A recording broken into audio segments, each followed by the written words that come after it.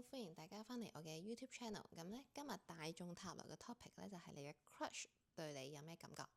咁咧 A 牌啦，你有月亮石啦；B 牌就閃靈鑽嘅。咁咧，依家就俾3秒鐘大家諗下，大家想揀邊副牌啦。好，咁揀 A 牌嘅朋友，佢最近咧對你嘅感覺或者對你嘅諗法咧一啲轉變嘅。咁咧，佢以前係對你有好感嘅，但係呢個轉變咧，好難講，因為暫時睇唔到。咁啊，我哋睇下 B 牌啦。咁咧 B 牌嘅朋友，你嘅 crush 咧，其實身邊咧都有幾多人選嘅。咁咧，佢好努力咁釐清緊你同佢之間嘅關係啦，或者係你哋嘅感覺。咁啊，